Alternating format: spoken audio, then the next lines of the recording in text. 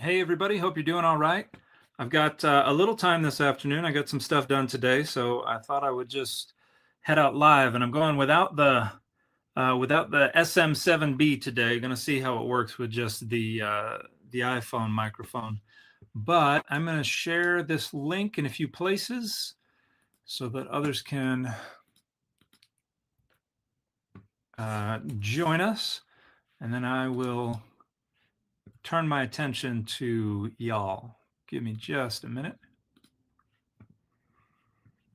Hi, everybody. Doo-doo-doo.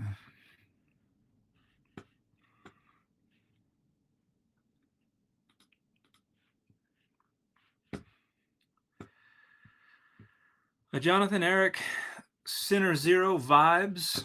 Hope you all are doing all right.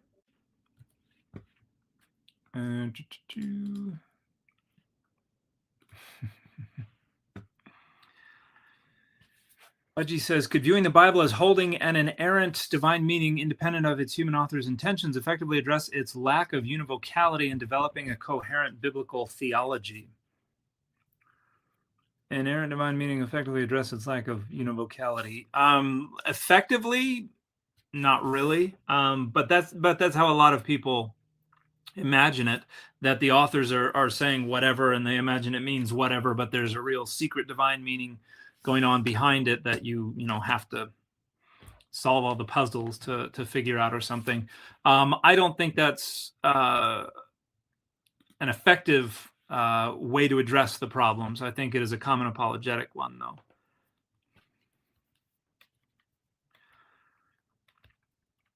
Can you please elaborate on Matthew 5:39, where Jesus says, do not resist an evil person? Does this mean Christians have to be pacifists? I think on interpersonal issues, that's the idea. I don't think it's meant to overrule any and all other interpersonal or geopolitical contexts. But I certainly think it means to de-escalate rather than cause problems.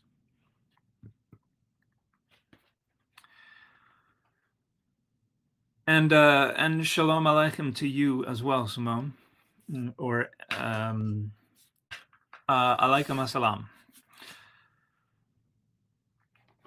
There's a giant Lego minifigure on the shelf, right? So not incredibly giant, but yes. There is a Lego figure holding a Bible. A friend of mine who used to go by Black Exmo on TikTok made this and sent it to me a bit ago. I think this was the first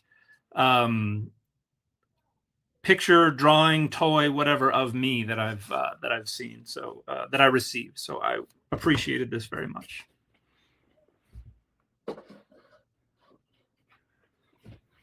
And there have been others since that.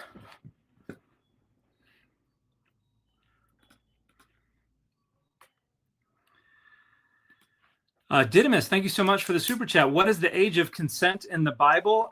There was no real age of consent because consent wasn't a thing. But generally, when after women started menstruating, that was kind of considered passing that threshold. But usually there was, we do see an indication there was some concern to wait for a little bit at least.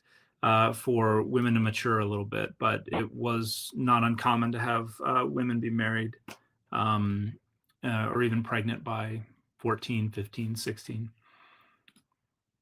But thank you for the question.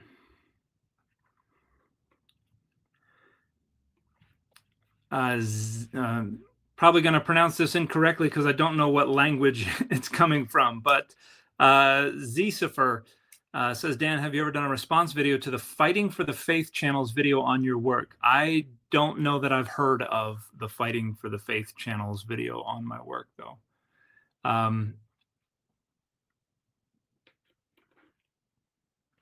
New bookshelf tour. I guess that makes sense, doesn't it? Let me see. Okay, we're going to go mobile here for a little bit. So I did recently make some changes around here. I got a couple more bookshelves. I still have to get the extension. I bought a couple of them, and they turned out to be for much more narrow shelves than the shelves that I got. But that is my original shelf. I've got a bunch of books over there, and then a bunch of stuff over here. I don't know that there's a ton I could talk about. Like, there are journals up here. Most of the books that I want more immediate access to are like here and here, and some of these here. And then I've got, those are the things that you can usually see, except for maybe the Klimt in most of my videos. And then I've got a new desk as well that has me sitting a little further back from the wall. And I need to get a new chair because this one had the arm on it. I tried to tighten the connection between the arm and the seat, and it snapped. And so this is now useless to me. So I've got a new one on the way. So I'll have a new chair before too long as well. But I'll have to. Somebody asked about making some like must-read books on specific fields within the study of the Bible. So I'll do like a cognitive science of religion one, or a cognitive linguistics one, or Hebrew Bible, New Testament, textual criticism, all that kind of stuff. So I'm going to be doing videos like that in the future. Very important question from Simone. Dan, excuse me. On the keyboard, the N is right next to the M, and I always sign off on my emails with a hyphen and then DAN. And like about one out of every 3 emails, I'll accidentally hit the M and the N at the same time. And about 10% of the time that I do that, I accidentally send an email signed off damn. So anyway, Dan, am I right to extrapolate from your bookcase that you shelve your commentaries by series and not by biblical book, which is the correct opinion, despite what Kip and Chrissy might think? Yes, for now. The overwhelming majority of my commentaries are digital, but I have started to gather some hard copies, and yes, I will arrange them by series rather than by book.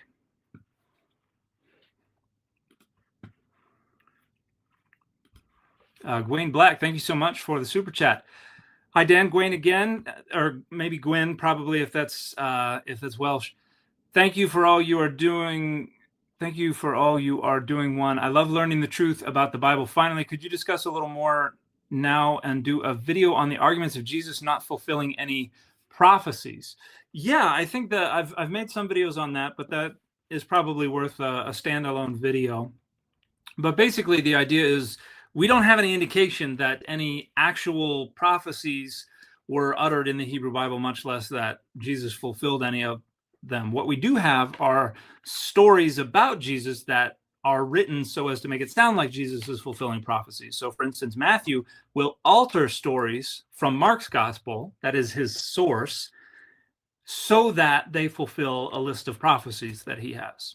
And so a lot of this is just the authors writing the stories in ways that make it sound like Jesus is fulfilling prophecy. And some of the times they're not even real prophecies. They're just things that either, according to the authors, were fulfilled centuries before Jesus, or were not prophecies at all. So, for instance, Psalm 22 is a communal lament psalm, and it gets taken up as this prophecy about crucifixion, and it was absolutely nothing of the sort. So the notion that Jesus fulfilled prophecies is in the eye of the beholder. That is a choice that people, an interpretive choice that people make. That is not something that is supported by any data.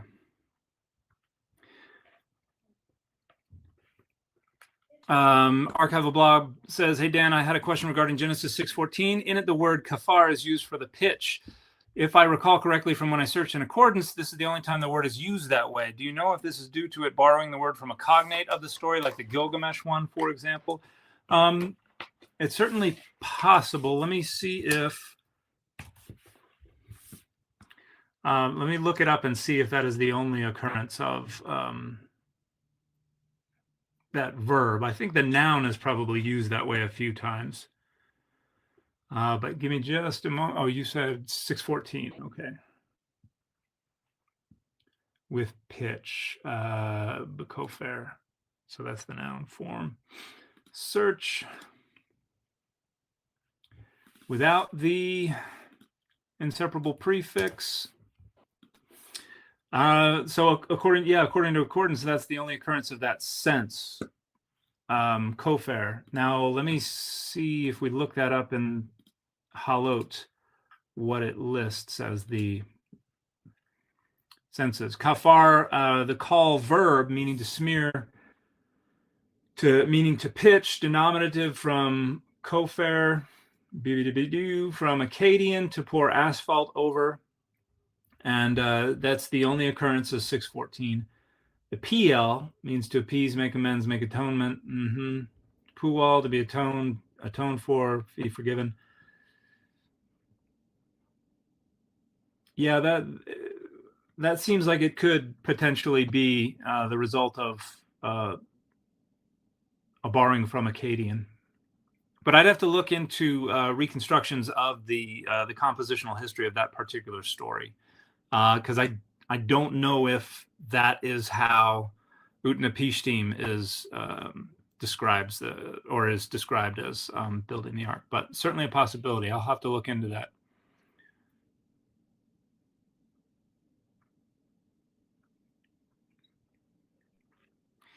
Bob Stu says, do you have any recommendations on books or other resources that describe how prophet went from meaning someone who received a message from God to being someone who could predict the future?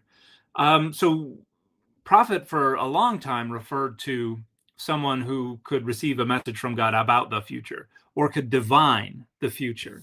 Because most prophetic texts outside of the Bible were kind of one-off interpretations of the natural world, whether the flight paths of birds or the shape and consistency and color of the livers of sheep, or what. There were, we have all kinds of textbooks and training manuals for divining the future based on the clues that are strewn about the natural world.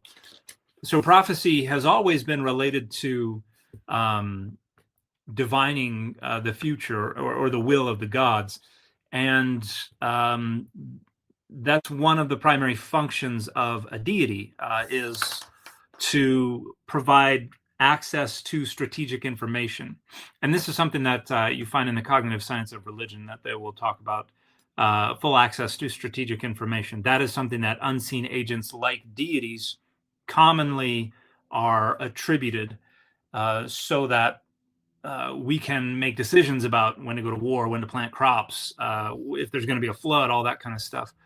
But let me come up with some recommendations. There are some really good books on prophecy. Heath Durrell is working on a research project right now on the development of the concept of prophecy. But there are some books that are already out there. I want to say that, Jonathan Stokel is a wonderful scholar who wrote a book. Let me just share this with you. Share screen. I wrote a book called Prophecy in the Ancient Near East, a philological and sociological comparison, from 2012, which is going to talk about how prophecy works in Old Babylonian sources and Neo-Assyrian sources, and then you get into prophecy in the Hebrew Bible. Seth Sanders has also written, I know he wrote a paper on it in a Hebrew Bible, Hebrew Bible, Ancient Israelite Religion. I think that's the name of the journal. Let me see if I don't have something from him. Another text that is good is Marty Nisinen, is also another individual who's written a lot on prophecy. Ancient Prophecy, Near Eastern Biblical and Greek Perspectives is Oxford University from 2017. That's also going to have a lot of good information in there. And then there's also his Prophets and Prophecy in the Ancient Near East, which is a collection of prophetic texts from all over. Let me see. Lester Gravy also has. So this is from Annam, the Ancient Near Eastern Monographs series. This is an open access series with SBL. That's who I published my first book with. So Constructs of Prophecy in the Former and Latter Prophets and Other Texts. That's a open access. You can find access to the free access to this book through SBL's site. And then this is a bit more. This is edited by John Day, Prophecy and the Prophets in Ancient Israel. I don't know that it's going to talk a lot. It's not going to be as comparative in nature, but there's going to be a lot of discussion of how prophecy works. So those are probably going to be some helpful texts. Okay, Hound Reports. Thank you so much for the question. Hi, Dan. What are your thoughts on Matthew 2:23 and the seemingly missing prophecy referenced? I think it's probably just an attempt on the part of the author to squeeze something in there so the fact that Jesus was Jesus of Nazareth gets to be fulfillment of prophecy. Matthew, the first couple of chapters of Matthew are already working real hard to make sure that Jesus is born in Bethlehem, but because it was always Jesus of Nazareth, it sounds like the author also wants to close that circle and get Jesus back to Nazareth. But yeah, we have nothing that indicates there's no prophecy that talks about Jesus as a Nazarene.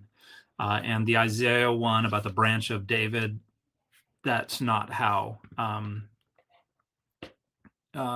That's too far away conceptually from what Matthew quotes to actually be the prophecy that he's talking about. At least in my opinion, and as far as I can tell, the opinion of most scholars. Aphotic Phoenix, thank you so much for the question. What was the justification for the collection of relics in the Middle Ages? I was curious after rewatching one of my old favorite mystery series, Codfile by Ellis Peters.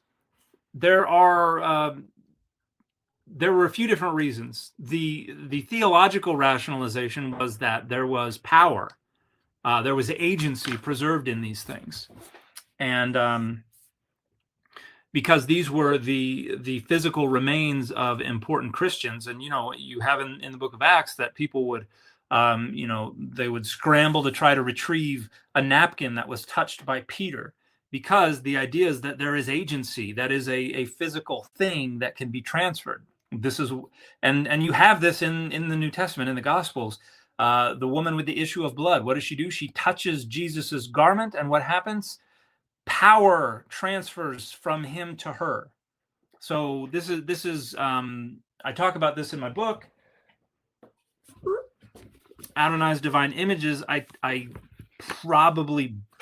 I don't know if I talk about relics, but I briefly mention communion and transubstantiation and things like that as an example of, I don't talk about relics, as an example of the notion of communicable agency being something that can inhabit material media and be transferred. And so people are interested in that. So that's kind of the theological rationalization, but the practical reason was it brought attention, it brought participation, and it brought money to the locations where those things were. And so if a new church popped up and they were like, guess whose skull we have, and it's somebody important, or they'll say, we've got Mary's shawl or something like that, a lot of attention is suddenly going to be focused on that. So there's a theological side to it, and then there's the kind of practical side to it, which has to do more with getting attention, getting attendees to show up, and getting money. So, and there's a discussion about that in Dermot McCullough's book, History of Christianity, the First 3,000 Years. It's brief, but it talks about relics. Okay, Wayne Rossi says, in the Genesis 14 narrative of the battle in the Valley of Siddim, what do the names and designations of the various kings mean? I know the New Oxford Annotated Bible said there was nothing linking them to anything in history, but the various names intrigue me. I think one of them is like no name. I don't think they have much connection to any actual history. But yeah, let's see.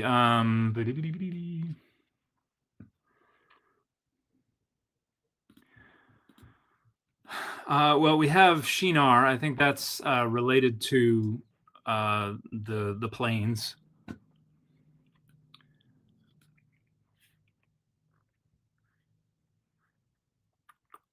We have Arioch. And that looks like that's... and that looks like that is coming from Ariaku. So that looks like that's coming from Akkadian. Ariwuk, Ariuki, son of Zimri Lim of Mari. And my Akkadian's way too rusty to say anything about that.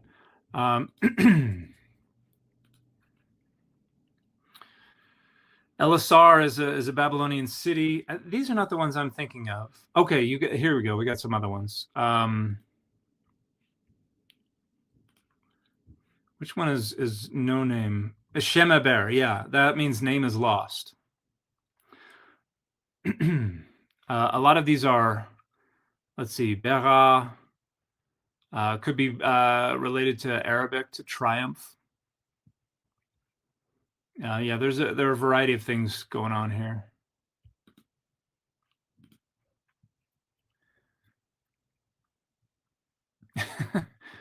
According to we don't know about Bir Shah. The etymology is unsure there, but someone connects it to an Arabic word that means ugly. That would be the king of Gomorrah.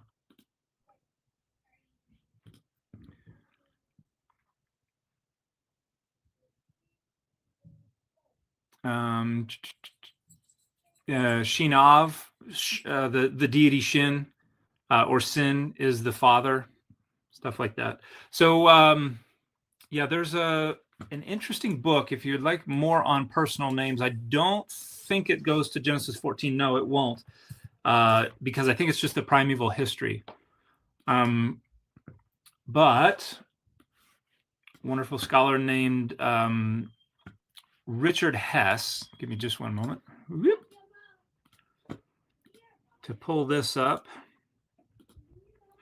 Published a book a bit ago called Studies in the Personal Names of Genesis 1 through 11. So that's just the primeval history, but that's got a lot of interesting stuff in there. And it's got the Table of Nations and everything as well. So if you're interested in onomastic research, that's a wonderful book. Matthew Noyar's Predicting the Past in the Ancient Near East is also great. Thank you, Hayden Tank.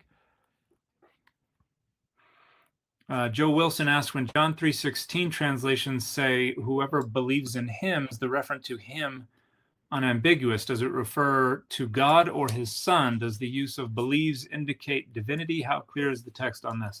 I imagine the text does not make it explicit, but contextually it's probably pretty clear.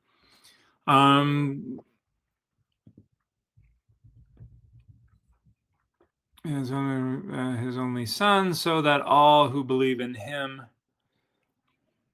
Yeah, I think contextually it's not incredibly ambiguous, but grammatically, apart from the fact that the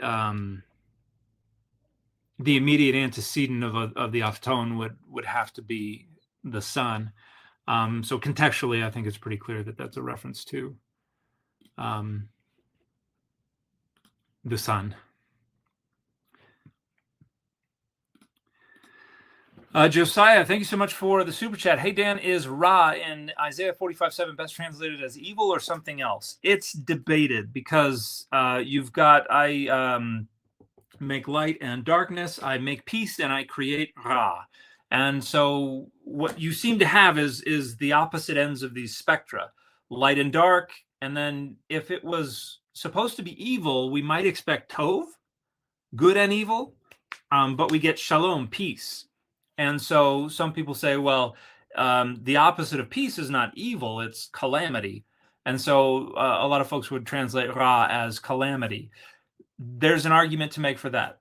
There's another argument to make that this is coming in the post-exilic period. This is coming in the Persian period. There's some influence from Zoroastrianism, where there's a dualism that is asserted between Ahura Mazda and Angra Mainyu, the idea that there are opposing divine forces. And so some scholars argue that this is an attempt to overrule that, say, no, Adonai is responsible for both.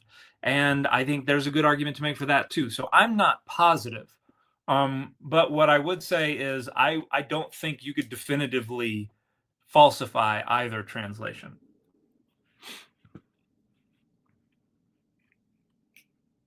We have that obsession with personal relics today. Some of them are ... creative.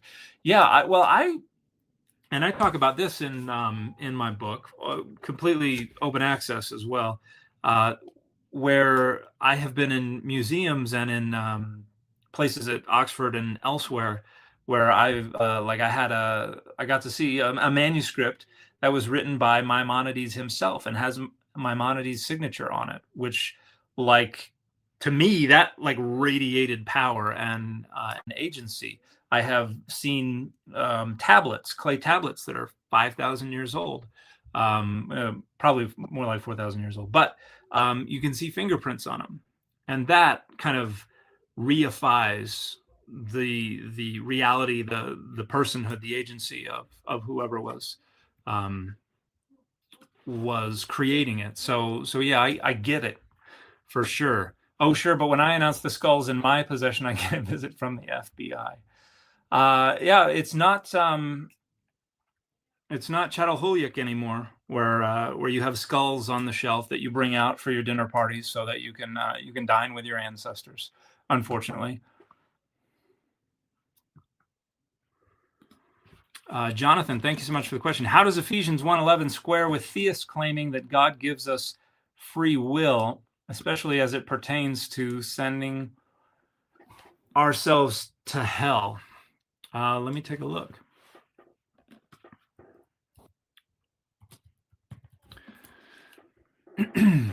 In Christ, we have also obtained an inheritance, having been destined according to the purpose of him who accomplishes all things according to his counsel and will. And that's pro orizo, to decide beforehand. Yeah, I think it contributes to the complications of it. It contributes to support for something a little closer to Calvinism, but as part of Paul's broader message, it's also it muddies the waters quite a bit. And this is one of the reasons that some scholars don't think that Ephesians was written by Paul. So yeah, I don't think any of these writers, one, had a fully fleshed out soteriology, and two, had a fully fleshed out soteriology that precisely matched the fully fleshed out soteriology of all the other authors of the New Testament. It's a patchwork, and then we're trying to turn it into a single composition when we impose a unifying framework on the whole thing because we need it to say one thing about salvation. Shamgar says, "Hey Dan, hope all is well. No deep questions today, but wondering if you do a best of video for 2024. Like, what do you consider your top 3 most informative / most impactful videos of 2024?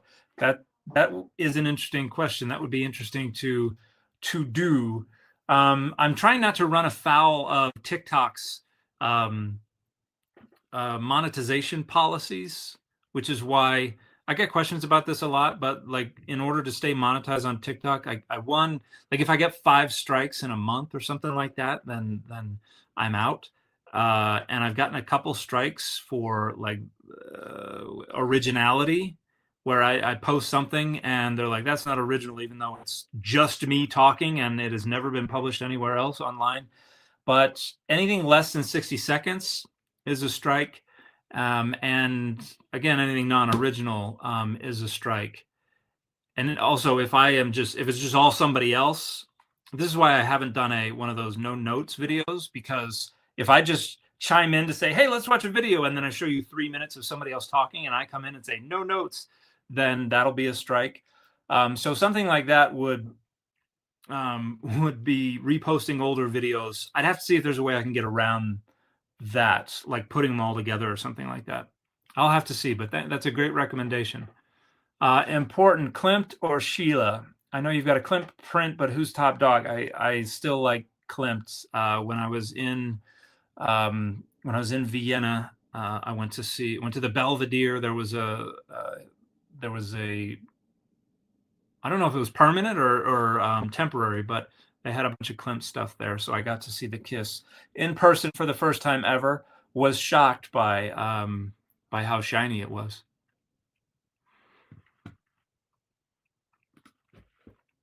Thank you, Nathaniel, for the question. Are differences between Western and Eastern religions accurate or exaggerated? I would say the dichotomy of Western and Eastern is problematic, but there are all kinds of minority traditions that qualify as religions across the board that I think don't fit into either of those. There are certainly some differences, but if you look into the cognitive science of religion, you'll see there's an awful lot of work going into trying to identify what's undergirding the religious expressions and how they differ from society to society. And there's an awful lot that is consistent across the board, but it's multidimensional. A lot of it is situationally emergent. Materiality has a lot to do with it as well. So I would say not entirely accurate, but also not entirely exaggerated. But I would be wary of drawing that distinction. I think dichotomies generally are used to simplify, but frequently mislead. Wait, Tov. Oh, you scratched it out. Yeah, Tov is good. Emmanuel Tov is Emmanuel good. God is with us good. Simone says, okay, question just out of curiosity. In 1 Corinthians 7:9, is the Allah able to be translated as other than or except for, as Friedrichsen reads it? The NRSV UE translated as but adds a gloss to the end of the verse, making it mean something like but rather or however. Let me see.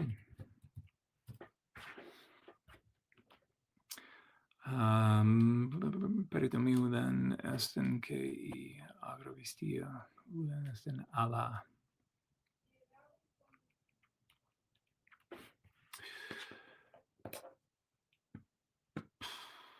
I don't think that's out of bounds. I think it could you could certainly translate it that way. Other than something like however, but obeying the commandment. Rather,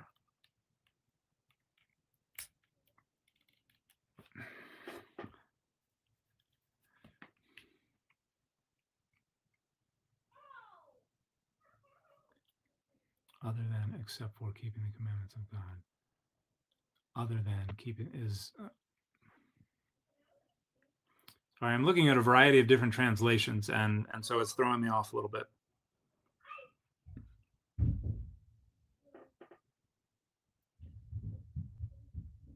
I think a 7-year-old is playing video games in the house because there's yelling and stomping and gnashing of teeth.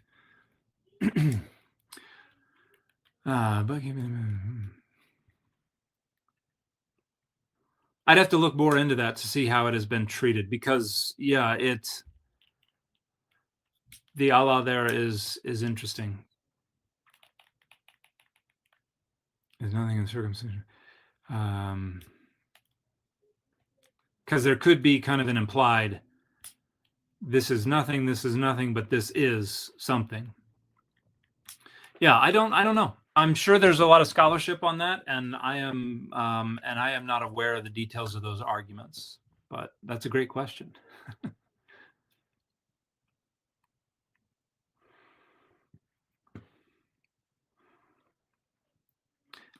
Sketchy Getchy, thank you so much for the question. I just got done reading Mark in the SBL Bible, and I got a lot of questions. Was the Jesus in Mark is a nonviolent anti-Roman revolutionary? I think certainly that's part of the way that Jesus is being represented. I think that comes out, that bubbles to the surface more clearly in like Matthew. But anti-Roman revolutionary, I think certainly apocalyptic, in the sense that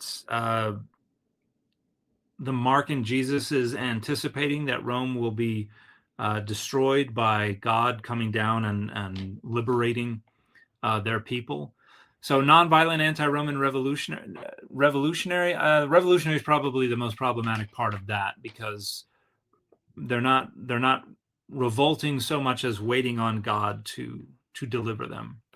So I wouldn't try to overlay contemporary ideas about nonviolent revolutions over what's going on there. But I think that is most of that is close to what's going on. Amazing Eagle, thank you so much for the question. Hi, Dan. In Revelation 20:14, what exactly is hell cast into the lake of fire along with death? Is the author speaking of Tartarus, an actual place? No, that would be Hades that is being tossed into the lake of fire along with death, which are both can be understood as places as well as personifications. And the lake of fire would be their destruction. So when we think of the lake of fire as a part of hell, we're kind of overruling the way that the book of Revelation represents things. And I have an online class that I taught on, what was it on? Was it on the book of Revelation or was it on hell? No, I didn't teach it on hell. I wrote a chapter in my book on hell where I talk about that. In fact, let me see if I've got something interesting to say in there. Doodly-doo.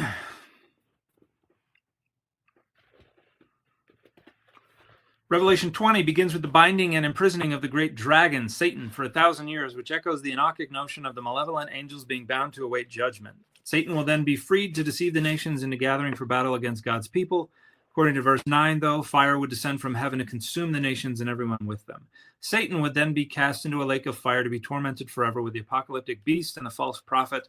The peculiar part, though, is that verses 13 through 14 then describe death and Hades giving up the dead who were in them, and then they themselves being cast into the lake of fire. If death and Hades are being personified, then the lake of fire must torment them as well. The lake of fire is distinct from Hades, though, which doesn't fit conveniently in the way we understand hell today.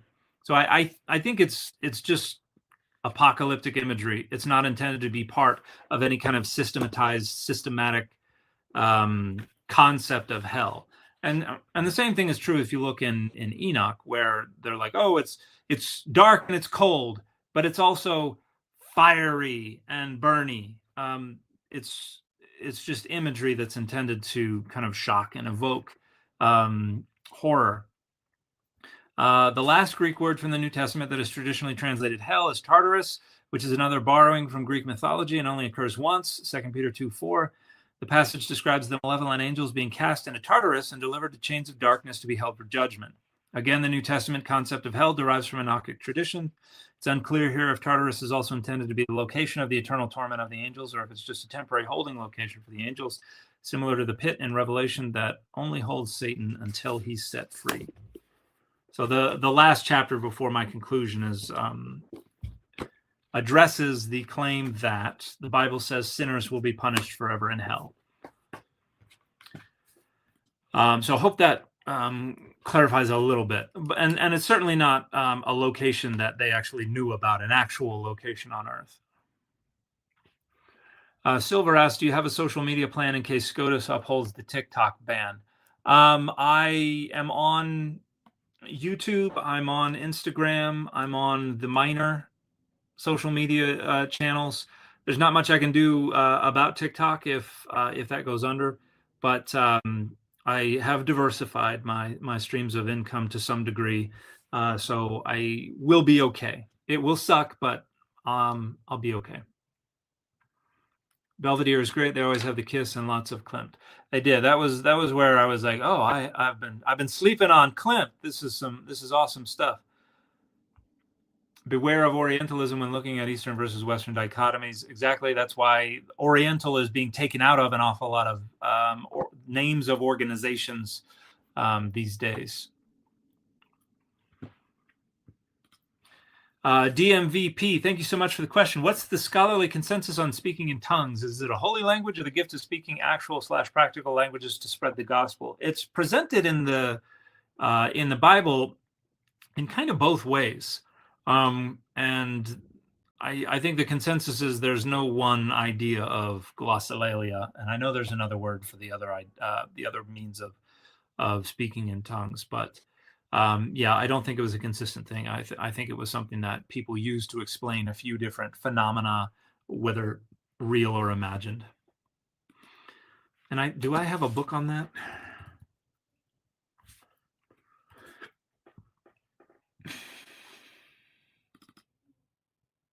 I do. Let me just check this out real quick, see what what this is dealing with. It's a 2021 book called Glossolalia and the Problem of Language by Nicholas Harkness. I don't think this is going to be very much about the Bible.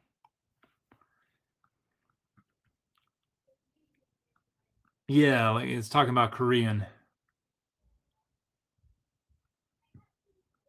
Yeah, so this isn't about the Bible. I don't think I have anything on glossolalia in the Bible. And then I've got some 1656 thing called Glossographia, which is probably a lexicon or something like that. Yeah, Glossographia, or a dictionary interpreting all such hard words. So that's different. King Deho, thank you so much for the super chat. I am not a mythicist, but is there any person other than JC who is very influential in the world, but very little is known of their history? Well, there are a number of folks who have been influential, who of whom very little is known. But usually, the people who are the most influential, we know an awful lot about them because somebody has, or we know about them because somebody has written about them. But the further back you go in history, the less and less information that we have. And yeah, nothing in particular is springing to mind. And some of the most influential people are people who have written things. And so we have their writings. Jesus obviously never wrote anything. But to try to build like a typology of influential people about whom we don't have much information would be interesting, because one of the issues with Jesus is he becomes most famous after he's dead because of stories about resurrection and all that kind of stuff. And so it's kind of his afterlife that is famous. And so there's not much about his actual life that is known. But yeah, there are. Yeah, I'm having trouble thinking of examples off the top of my head. Most of the people I'm thinking about, I'm like, yeah, we don't know much about them. But then we have a handful of stories. But somebody like Pilate, who's involved in Jesus's crucifixion. We only discovered direct archaeological evidence of his existence in the 60s. Other than that, it's been Josephus, and I think Philo also talks about him. Josephus talks in some detail about him, but I would have to look up examples of very influential people historically about whom we don't have an awful lot of information, because most of the most influential people are coming after that time period when there's a lot more stuff being written and there are a lot more historians around. But yeah, it's a question I haven't thought of much. Great question, though.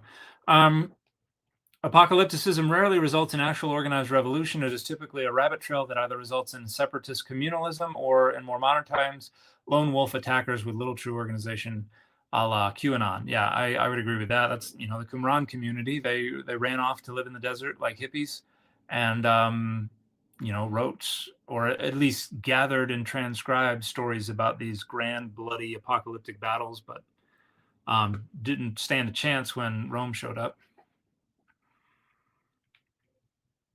Or a means to protect the emotional content that would manifest in revolutionary action into the future, supporting a kind of political quietism. We'll hang tight and not rock the boat. They'll get what they deserve from God soon enough. Yeah, precisely. It's kind of a revenge fantasy, but it never really leaves the realm of fantasy. DC, Dan, please correct the Black Hebrew Israelites on their misinterpretation of Jeremiah 14:2, supposedly about him being black. There's no part of the Bible that talks about anybody's natural skin color as black. The closest we get is the Song of Songs, which talks about the woman being black, or blackened, or darkened and beautiful because she works outside all the time. Judah mourns and her gates languish, they lie in gloom on the ground. Oh, so somebody wants gloom to be To be dark. Oh yeah, Keter, the tense of Keter and things like that. Yeah, that's and that's the other thing that you get a lot.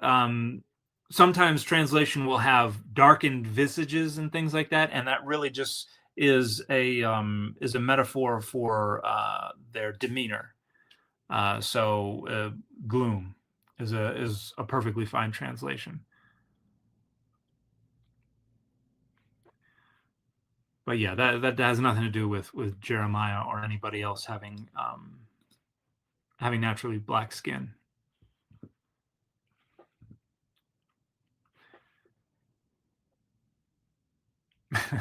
Whenever I hear a phenomena in a video, I feel the need to sing it to the tune of Mana from the Muppets. Do do dee doo doo.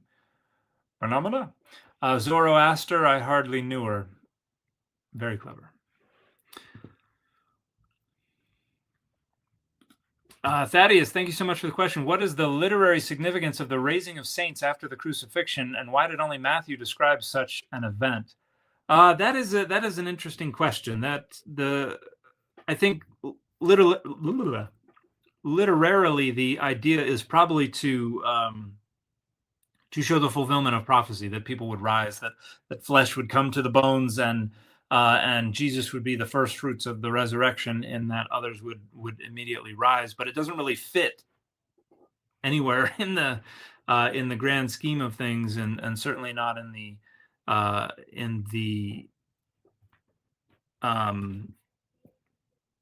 kind of apocalyptic narrative. So it is weird. And who was it? Didn't somebody get fired for saying that probably wasn't historical? No. I think Dale Allison has been like heavily criticized or had his job threatened or something like that for saying that wasn't, or somebody, maybe it wasn't Dale Allison, maybe it was somebody else, for saying that wasn't historical.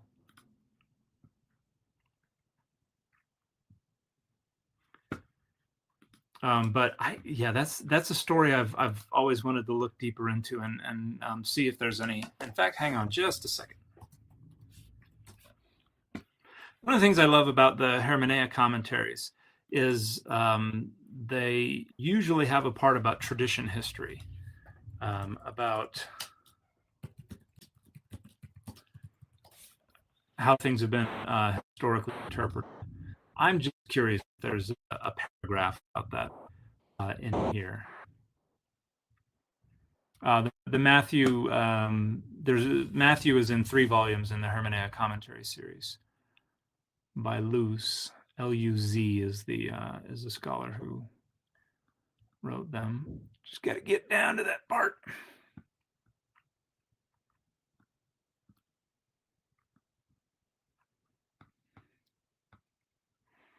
Okay, and the tombs were opened, and many bodies of the saints who had fallen asleep were raised.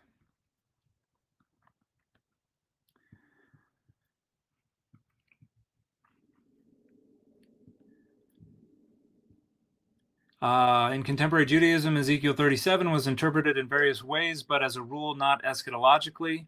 That's what I was thinking of. Now, many bodies of dead saints are raised by God's intervention. In this context, and also in the tradition of biblical language, saints is to be understood as a synonym for righteous. The text has no interest in who the saints are. The possibilities from Abel to Zechariah are numerous. Is this the beginning of the eschatological resurrection of the righteous that many Jews of that day were expecting? The wording advises caution. The text speaks of many bodies, but not of the general resurrection of the righteous. Thus, on the basis of biblical tradition, the readers will have understood this raising of the dead as an act of God, but not directly in the apocalyptic sense as a depiction of the eschatological raising of the righteous. At most, we can perhaps say that here something of what the readers have expected for the end times already happens. Yeah, verse 53 confirms our reserve toward a direct and one-dimensional apocalyptic eschatological interpretation. What do the saints do after their resurrection? Instead of experiencing the joy of final life with God, they go into Jerusalem, precisely where the risen Jesus will not go. So, yeah, that's an interesting question. I'm curious if there's been a lot more work done on that. Sank, thank you so much for the question. In a recent video, you said that the academic consensus that Luke Acts were written by the same author wasn't persuasive. What's the data for/against? I just think that Luke Luke Acts is a patchwork, and parts of Acts even more so. I think that Luke 1 and 2 are almost certainly later additions. I'm not going to write a paper on this. I'm not going to argue against anybody. I am just, in my own reading of them, I just don't get the sense that there's a harmony between these two stories. I am open to being convinced about it, but I just am erring on the side of thinking they don't seem like they're coming from the same author to me. But again, I recognize that is not the consensus view. And so I generally, when I talk about this, I defer to the consensus view. But I'm not in a position to be able to do battle with the consensus view. Oh, Zoroaster is an example of someone we know little about, I meant. Yeah. Yeah, there are an awful lot of traditions, but they all obviously come quite late. So yeah, that's a great example. And I don't know if there are Zoroaster mythicists. I would imagine there probably are.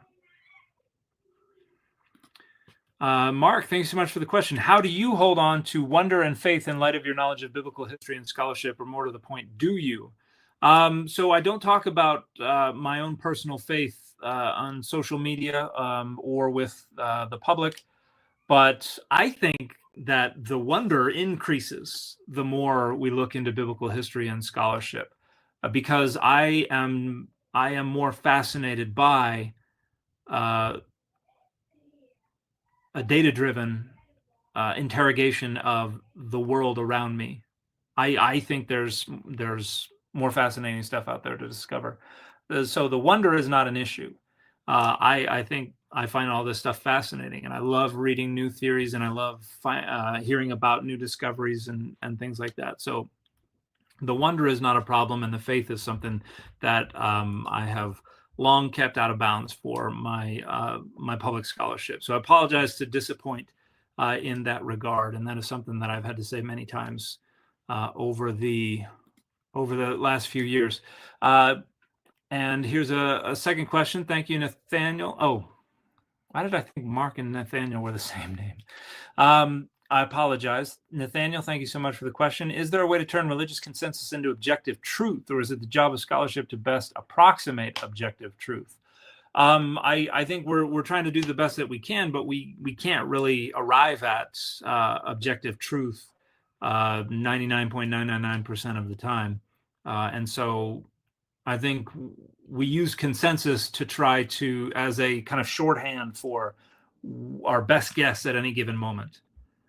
So I think I would say it's the job of scholarship to try to best approximate it. And yeah, how we go about it changes because we're still trying to figure out what the best methodologies are. Shamgar's Oxcode says, what is the deal with the term atheist? Early Christians were called this despite believing in a God. What is the history as you understand it of the term atheist? Atheism was someone who was against the gods originally, not necessarily someone who didn't believe in any gods, but who opposed any given god, or opposed the behavioral standards or requirements or things like that. There is... If I can find it, I am losing stuff regularly now that I've redone everything. But there is a book about atheism in the ancient world called Battling the Gods. Tim Whitmarsh argues that there were folks anciently who did reject the existence of gods. But yeah, atheism has changed how it has been used. And so overwhelmingly, since the word was first used, it has historically been used to refer to someone who rejects specific gods or fights against gods or their behavioral standards, not necessarily someone who doesn't believe in any gods. Its definition has changed in the modern world.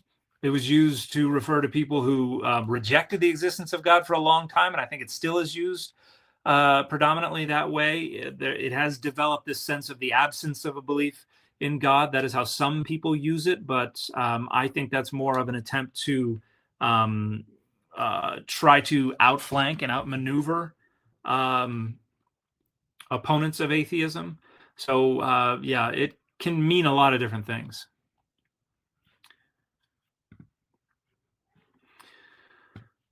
All right. Isvan, thank you so much for the question. Hi, Dan. Isaiah 53:8 reads, "My people" in most translations based on MT, but some use "his people," seemingly after 1Q Isaiah A. Why would some translators decide 1Q Isaiah A is more authoritative? Because it's older might be one reason. Let me... I just share. I don't think I still have it up. I don't. Let me pull up. Where would the best argument be?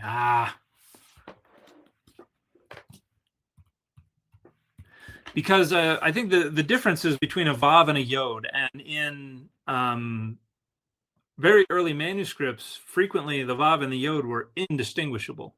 So not frequently, but sometimes the difference between them was very, very slight.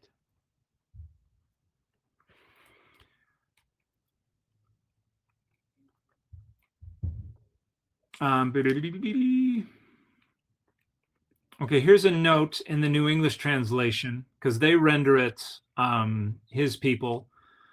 The Hebrew text reads "my people," a reading followed by most English versions, but this is problematic in a context where the first person plural predominates and where God does not appear to speak again until verse 11b. Therefore, it is preferable to read with the Qumran scroll 1Q Isaiah A, Amo, his people. In this case, the group speaking in these verses is identified as the servant's people.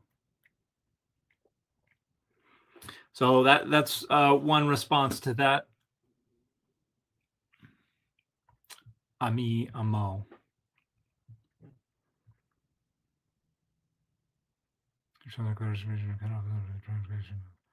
My people. 5 and 12. Do we have a reference to my people elsewhere?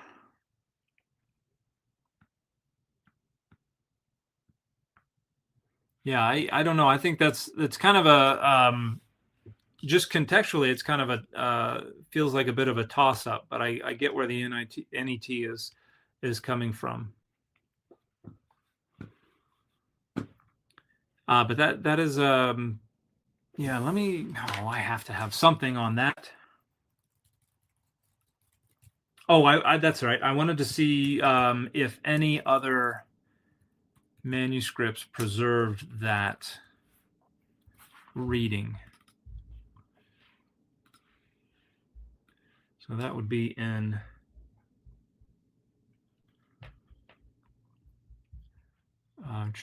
I'm going to Qumran biblical Qumran scrolls, which has critical editions of all of the scrolls from Qumran that preserve biblical literature. There's a lot of Isaiah stuff. Okay, Isaiah 53.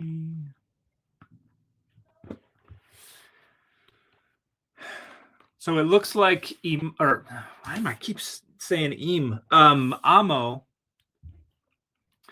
is also found in 4Q Isaiah D, whereas 1Q Isaiah B, it's unclear, and that's probably because the Vav and the Yod are so hard to distinguish. And then Ami is the Masoretic text and the Greek. So yeah, hopefully that gives you enough data. The Risen Eyebrow. Thank you for the question. How should we understand the word logos in John 1:1? Vocalizations produced by God, God's commandments, the Bible, something entirely different. I think probably the logos is supposed to be kind of a semi-autonomous personified agent of God, divine agent, similar to how Philo talks about the logos as the means of bridging the Platonic gap between the world of the flesh and the world of the spirit, because God as spirit, as divine, cannot interact with, cannot influence, cannot touch, and be contaminated by the world of the flesh. And so the logos is the bridge that allows the interactions. So kind of like the spirit, it is this communicable, semi-autonomous divine agent. I think that's the best way to understand the Logos hymn in John. There are a lot of scholars who have written a lot about this. Daniel Boyarin has strong feelings about the relationship of the Logos to the Jewish concept of Memra. But yeah, I think something like a more Greek philosophical idea of an emanation from God that is an extension of their agency and semi-autonomous. Cardiac Rebel, thank you so much for the question. Is there a good resource for a more in-depth explanation of the language difference between Paul's legitimate and illegitimate epistles? There are, oddly enough, you will occasionally see monographs that come out talking about different linguistic analyses of the pastoral epistles. And they're mostly attempts to defend the Pauline authorship of the epistles. But normally the arguments for their pseudepigraphic origins are going to be found in commentaries, such as, let's see, what is the one that I generally prefer? I'm waiting. I think I don't know if Hermeneus got a new commentary coming out on the pastoral epistles, because the current one is quite old, a lot older than me. There's an NTL, Collins, Raymond Collins, 1st and 2nd Timothy and Titus in the New Testament Library. It's not like a monograph length engagement with the problem, but there is a discussion. In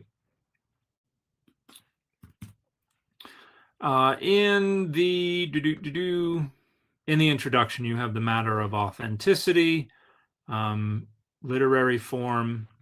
That's going to related issues. That's going to talk about the main issues, but is certainly not going to drill down to the bedrock. There have been more recent volumes on the pastoral epistles. I want to say, who was it? Shoot. There was one that was published within the last 3 or 4 years that defends the Pauline authorship of the pastorals. But I still think most critical scholars would say they are not Pauline. But yeah, it would be nice if there was for every research question, there were like tidy little monographs where you could go and get all the arguments. But at this point, we don't have something like that. Michael, thank you so much for the question. What is your position on stories in the Gospels and Acts that seem to be borrowed from Homer's Iliad and Odyssey? How does it square with the Bible's inerrancy? Well, the Bible's not inerrant, so nothing squares with the inerrancy of the Bible. But on this, I would say certainly there is a degree to which classical literature and Greek philosophy and literature are influencing the way that these authors are telling their stories, because I think they want these things to gain a little purchase in the literary environment into which they're being promulgated. So an old professor of mine, Jim Scott, has talked about the Bacchae and Mark and things like that, and certain Greek literary traditions in John. So I don't think it's a surprise to see somebody being framed in literary ways that resonate with, the most popular literature for the elite, the literati at that time period. And then I think Robin Faith Walsh's book, The Origins of Early Christian Literature, is a good discussion of how all the data point in the direction of these being members of the literati, members of literary circles who are writing these texts, who want them to circulate among literary circles. And so I think that adds more data in support of that. But inerrancy, there are no data that support inerrancy. Simone, I knew as soon as I mentioned Daniel Boyarin that you would chime in, and I'm grateful for it. Daniel Boyarin was wrong on that, because Targum Neophiti is not nearly early enough to be a comparandum for John. He's working on the assumption it's centuries earlier than the consensus on its dating. Excuse me. Yes, that makes a wonderful point. Thank you for chiming in. I was hoping you would. Silent Mandible, thank you so much for the question. Hi, Dan. Hi, Silent Mandible. Are you aware if there are any texts or papers in the science of religion where OCD and Christianity are discussed, or authors who discuss this? I recall hearing stuff about scrupulosity, but I'm gonna just search for OCD. Well, that's gonna turn up way too much stuff. Okay.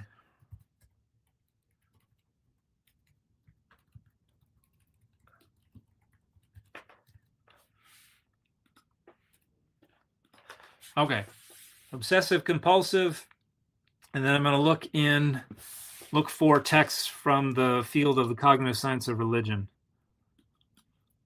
Isvan Zaches has some stuff, Cognitive Science in the New Testament, a new approach to early Christian research. Let me see what we have here.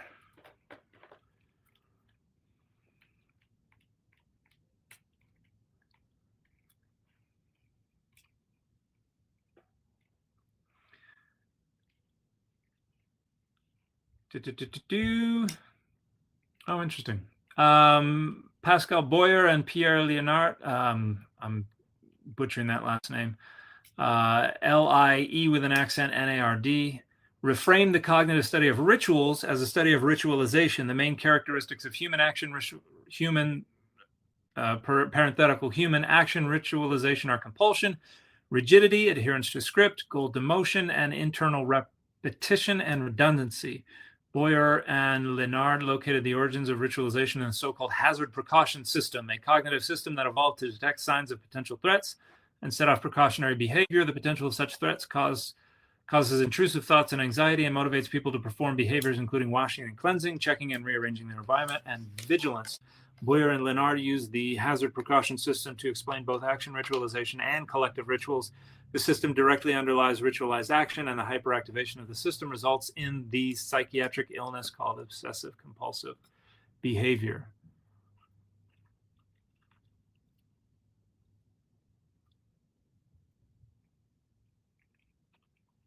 Alan Fisk's comparison of OCD with a cross-cultural sample of ritual elements and Pascal Boyer and Pierre Léonard's theory of the hazard precaution system are two exceptions to the general rule that Freud's theory has not been taken particularly seriously by scholars of religious rituals.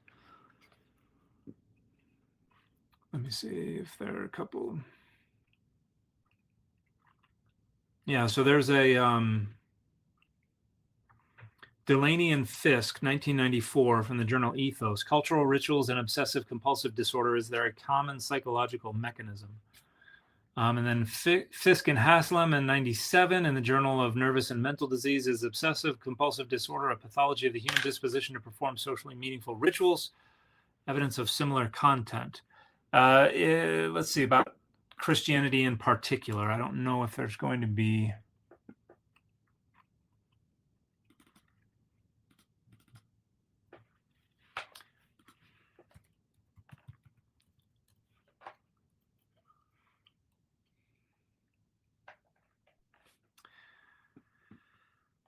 Beep, beep, beep, beep, beep, beep, beep. Religiosity and religious obsession in obsessive compulsive disorder in psychiatry research by Tech and Ulig from 2001. That's another. Yeah, it sounds like this is an area that could be, has been studied a little bit, but not a ton. Let me just look in one more place.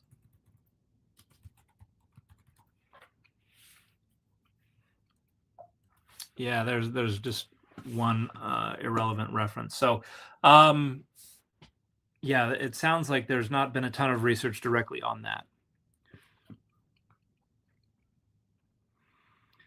Derek of the Edmund Fitzgerald. Anyone talking about biblical inerrancy today is likely influenced by something that was formalized by conservative Protestant Christians as recently as 1978. That would be the Chicago Statement on Biblical Inerrancy. Yeah, which always runs into the problem of saying everything's in the autographs, and then it's like, well, we have no idea what the relationship is between the autographs and the text that we have. So inerrancy is kind of meaningless. in that regard. Eye of Trends, thank you so much for the question. Hi, Dan. I was wondering, the Seventh Ecumenical Council claims iconography traces to the apostles. Is that true? If not, when does it show up? Thank you. Love your content. Thank you so much for a great question. Iconography is, I think, is pretty widespread in early Christianity, even within Greco-Roman period Judaism. You know, the Dura Europos and a bunch of other places show an awful lot of iconography, and even the synagogue that was discovered in what is referred to as Magdala, which is not Magdala. There's some iconography on the altar that they have in the synagogue, and I'm sure early Christians adopted that. The apostles, is that true? I haven't studied this exact question directly, but I would be willing to bet that that is more true than not. I'm thinking of of a book called Iconoclasm and Iconoclash, which I think might have more to do with Judaism, but iconoclasm. I cannot say that word. Iconoclasm and Iconoclash, Struggle for Religious Identity. This is from 2007. I got this book because of a paper on anti-anthropomorphism by Shama Friedman, Anthropomorphism and its Eradication. However, there is other stuff in here. The tension between word and image in Christianity. The dialectics of the icon, a reference to God, word, and image in Christian rituals, seeing the divine, a holy controversy. Jewish. Another section in the book is called Jewish and Christian Debates on Images Until the Reformation. Augustine's thought on how God may be represented. The saint as icon, transformation of biblical imagery in early medieval hagiography.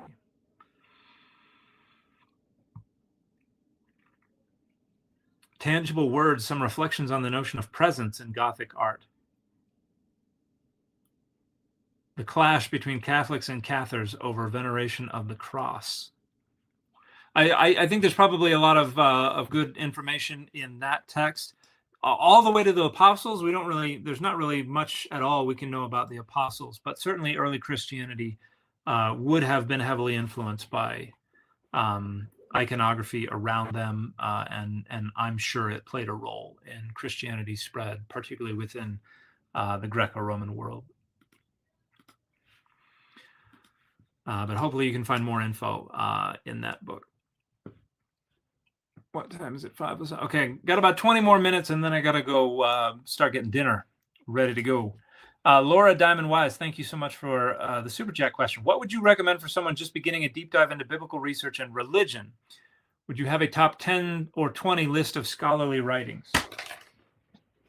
So the first book I always recommend, particularly in biblical research, is John Barton's book, A History of the Bible, the book and its faiths. For a one-stop shop on the history of the Bible, I don't think you can do any better than this right now. So that's definitely up there.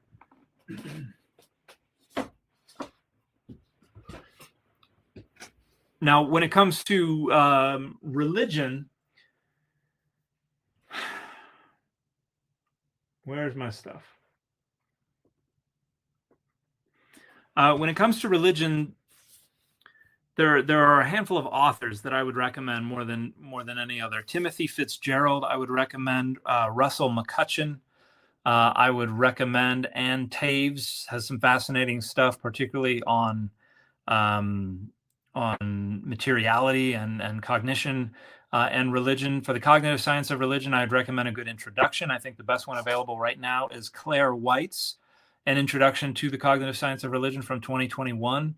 A couple other good texts to introduce you to some of the different ideas within the cognitive science of religion would be Ara Norensayan's book, Big Gods, which is all about how evolutionary psychology and the cognitive science of religion makes sense of the development of patron deities and nationhood.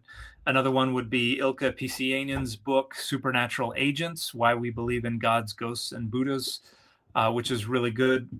More biblical stuff. I do need to put together a top 10 or 20 list. I keep getting asked about that.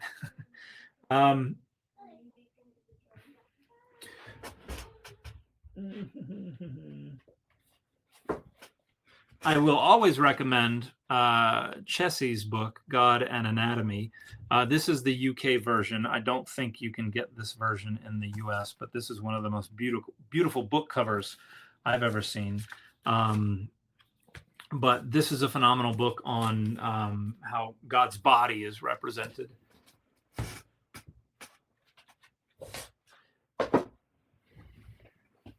But there is an awful lot to talk about regarding just biblical research and religion. So I'm going to, just a minute, I'm going to put down a reminder that I need to do one of these top 10 or 20 lists.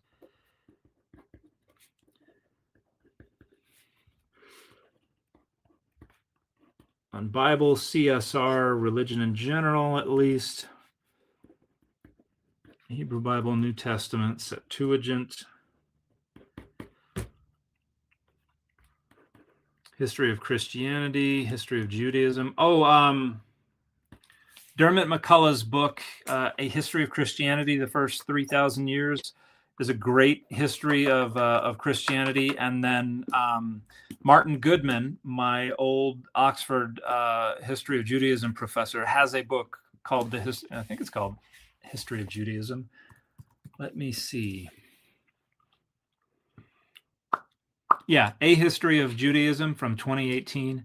That's also a phenomenal book that you can see right. There need to be fewer than like 11 steps to share a screen. This is a wonderful book as well. And Martin Goodman also has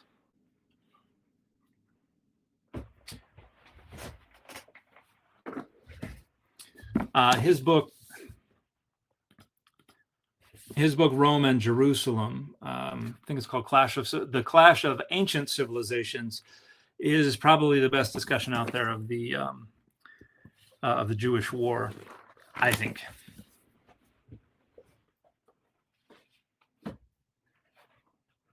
Get in there. Well, I'll fix that later. So that would be where I would go.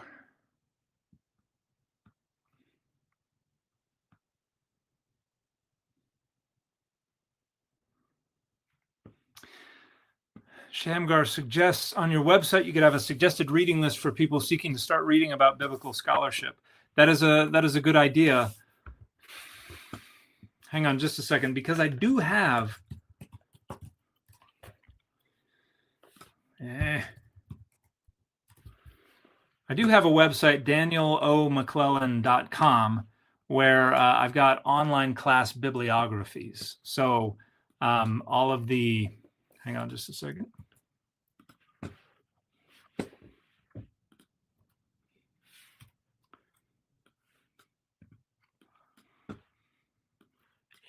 All right, now I should be able.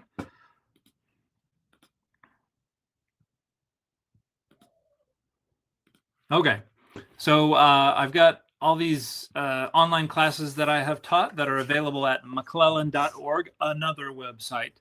I know I need to reduce and simplify here, but those are bibliographies. And then because of the generous work of one of my Patreon supporters, and at the moment I am blanking on which one it was, unfortunately, and so if they are watching, I apologize, but they went through a bunch of my videos and put together a reading list based on what I've recommended in my videos. And so it starts off with Bibles, and then you've got some basics, and then it's divided up into like 101, 201 classes, and then they're color coded for how academic they are, the green being more accessible, the yellow being less accessible, the orange being more academic. And then there are books. We go down here, books from guests who've been on the Data Over Dogma podcast: Modern Religion, Religious Studies, Mormonism, Biblical Source Criticism, Miscellaneous Studies. So that there is that has not been updated in a while, and that has not been particularly conspicuous. But I think at the very least I can put that on my link tree and begin to move towards getting something like that more prominent. I think it might have been Hayden Tank who was the one who... It was you. Yes, that's right. I apologize for briefly forgetting. I didn't want to name the wrong person. I would feel worse about that than just saying I couldn't remember. All right, about 15 more minutes, then I'm going to have to go. Lint, thank you so much for the question. What modernish, including like Dante's Inferno, fiction that you like or have interesting take on biblical lore? I have not read fiction in a long time, pretty much since starting graduate school. But there was a piece of historical fiction that I read as an undergrad called As a Driven Leaf, which was historical fiction, I think about Rabbi Akiva, if I recall, which I thought was a fascinating dive into why this rabbi ended up being thought of as such an apostate. That was, I think, the last piece of fiction I've read, apart from comic books, which of course have their own takes on biblical lore. I've had some people send me Jesus-based comic books, and I have not read any of them. I don't have it. I don't know why I'm looking at my shelf. I don't have anything on my shelf that is fiction right now.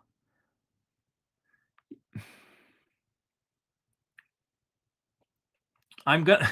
All I can think of off the top of my head is Les Mis, and the bishop at the beginning. There seems to be some a thick shellacking of Christianity guiding that. So I think there's some of that in there. But yeah, I'm struggling to think of stuff because most of the fiction I read before that was like John Grisham or Michael Crichton.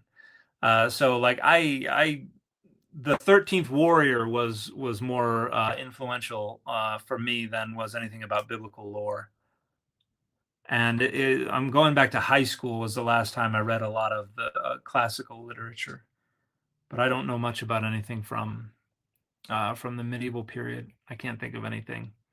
I apologize. That's probably not a satisfactory answer to that question, but unfortunately, nothing is springing to mind. Silver says, if you get something like a Stream Deck, you can map tools like screen share to a single button on your desk. Oh, that would be handy. I will have to... A Stream Deck. All right, I will look that up because it took me like 4 months to figure out what a link tree was because people were like, you need a link tree. And I was like, I don't even know like what I'm supposed to be imagining when you say link tree.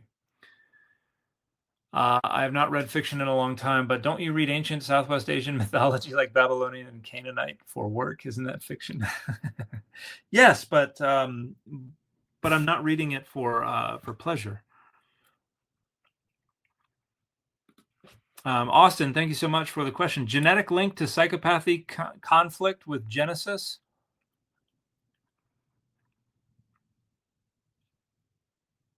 I'm not sure I understand exactly what the question is, but I don't think there's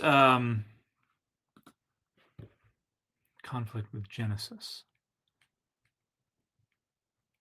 I don't know that I see a direct link between what's going on in Genesis and psychopathy conflict.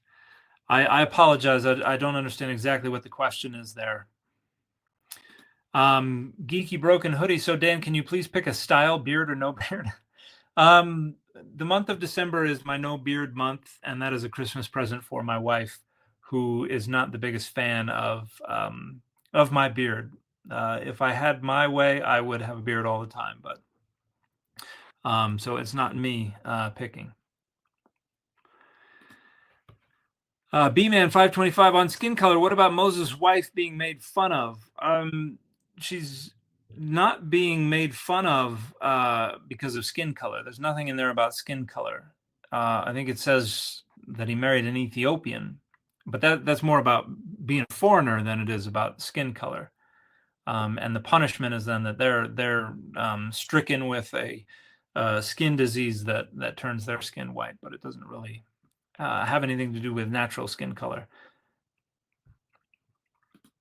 The Viscount Julian, thank you so much. Just come back from watching Nosferatu. Was wondering if there is any beliefs in A&E around undead or blood drinking creatures / demons. Blood drinking, I don't know if they had a lot. I don't know about that. In terms of the undead, they had ideas about the deceased in the afterlife, and certainly demons who could get in through your ears, or for women, particularly in Egypt, menstruation was a time where they were particularly vulnerable to possession by demons. And there's some texts. There are a bunch of magical texts from Mesopotamia and Egypt that talk about how to prevent that, but it doesn't really resonate a lot with vampire, undead, blood drinking type of stuff. But thank you for the question, Nathaniel. And I feel like I'm way behind on these because 4:46. Yeah, I'm about 30 minutes behind. I apologize. Nathaniel says, are we simply left not to know how to answer theological questions, God, free will, immortality of the soul, objectively and impartially, and those scholarships should be explored in the meantime? I don't think there's a way to objectively and impartially answer those questions. I think there are ways to explore how they have been answered to come up with a lot of data, but I think to answer them is to make a theological claim. I would, for me at least, on my channel, I'm not engaging in any this is the theological answer. I'm just talking about what the data support. For folks who are open to a theological approach, obviously there are a variety of ways, a variety of methods that they're going to adopt to try to support the answers they come up with. But I think the more academic, there are academic explanations for why those are appealing to them. And so, yeah, I don't think you can be objective about things that you cannot directly interrogate. Tristan Crum, thank you so much for the question. Is Hebrews 1:4-5 describing Jesus as an elevated angel? I think that there was probably a degree to which the Jesus tradition was building Jesus's profile on the kind of conceptual template of the angel of Adonai and different tangential ideas about angelic mediation. And I think that there was the Hebrews is probably pushing back against that by saying that Jesus is greater than an angel. But I do think you see there's a great book by Charles Gieshin, called Angelomorphic Christology, which discusses that. And Hebrews plays a role there. But I think it's pushing back on that. And also, why am I forgetting his name? I can see his face right there. He's literally, like, people say people are the nicest people in the world all the time. This man is number one on my list of the people I've met that I believe to be the nicest people in the world. And Stuckenbrook. Stuckenbrook has a book, I think it might have been his PhD dissertation, on the worship of angels and how Hebrews may be trying to demote angels because they were being worshipped. Angel Veneration by Stuckenbrook, Lauren Stuckenbrook, Angel Veneration and Christology. I think that's from a long time ago, 95. I think he comes down on saying that there probably, we can't tell if there was angel veneration, but he says probably not. For the Thieves on the Cross, I noticed the SBL mark has rebels instead, different from KJV mark. Is there a Greek word that means the same thing? It's probably listis is probably the word. And rebels may be the choice because a lot of scholars would suggest that you did not, crucifixion was a specific type of execution that you could only be eligible for if you committed certain crimes. And so listis could mean like bandit, but it was also like a seditionist, a revolutionary, something like that. And so I think it's trying to reflect the idea that that's probably, they weren't just petty thieves. This wasn't like Robin Hood, Prince of Thieves, where the kid gets caught trying to steal some bread or something, and then they're like, all right, you're being crucified. But let me look it up and see what we have here.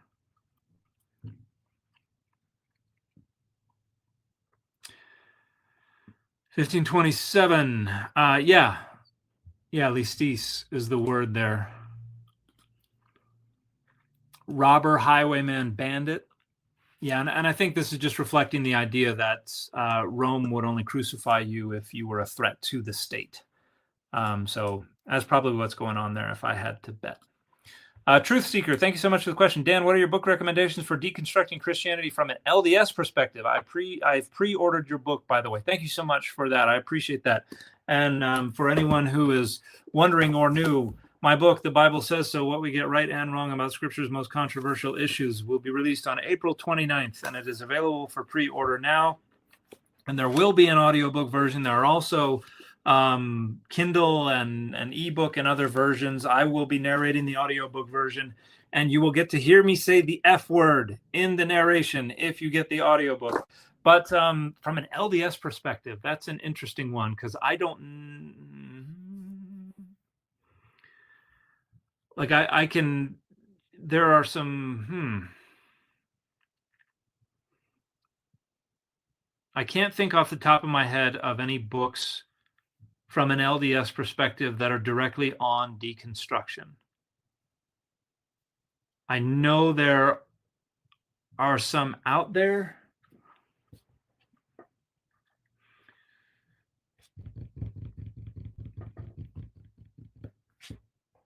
And unfortunately, I can't think of any authors right now, but hang on a minute.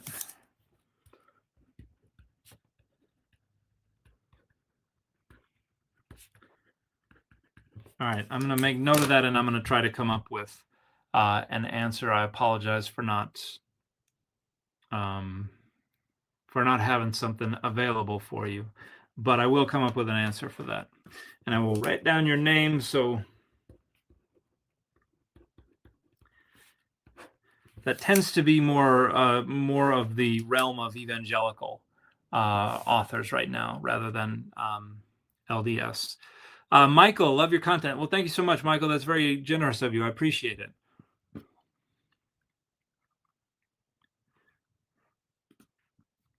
Hang on just a moment.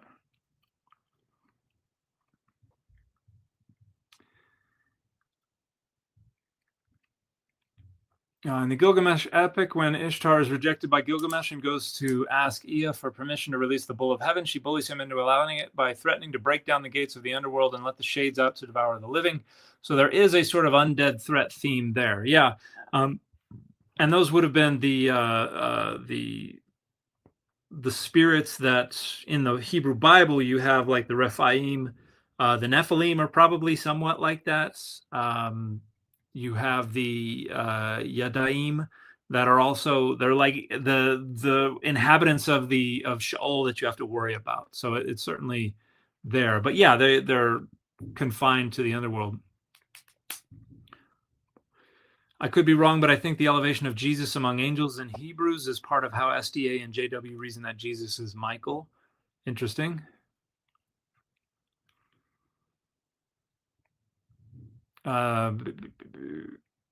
This is true, but that idea was dropped later as Trinitarian rose in SDA. But if you read EGW, you see snippets of Arian. Is that the right Arian? Ideas in her writings. I remember growing up with Jesus being Michael, as in it being his war name. Dan usually says the F word only to top-level patrons as a 2-second bonus episode every other week. Not the biggest waste of RSS out there. Okay.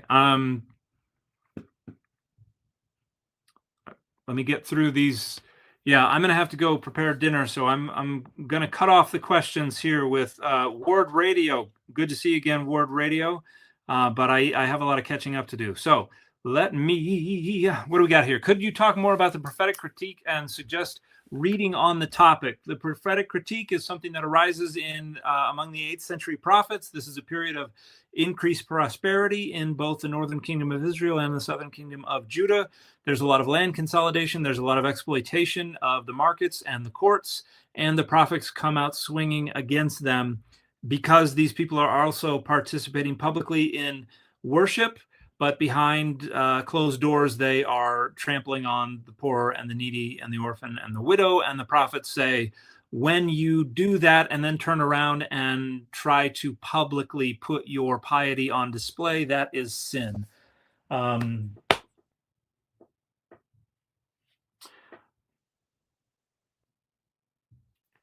I've got a book or two on that, but they're pretty small books.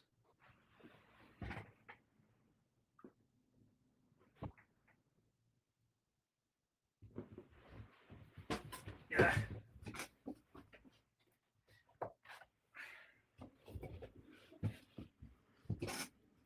The Prophetic Critique of the Priority of the Cult, a study of Amos 5:21 through 24 and Isaiah 1:10 through 17. So this is an example of a piece of scholarship on that. It's looking at a pretty limited number of verses. You find it in many more places than just those two passages. But I have also...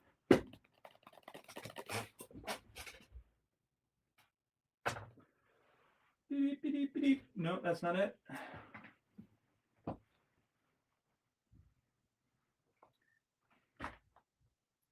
This is me hurrying up to get through questions. I also have a paper that is on my link tree from a volume that I published in. It's a BYU volume, so it's more LDS oriented, but the paper is primarily about the prophetic critique in the New Testament.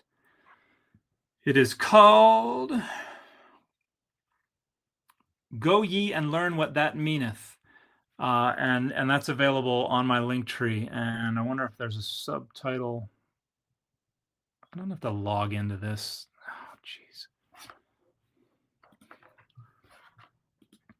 But that's a paper I've written on that will have a lot more bibliographic information. But that's more or less what the prophetic critique is.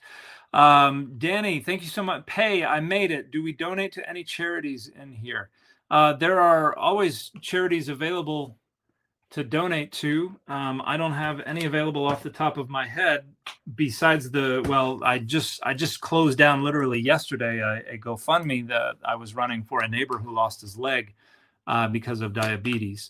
But I'm happy to donate your $5 to a charity if you want to name one. And at least pay forward the generosity, which I appreciate. Chris, why does the Torah lack a pro-Zion theology?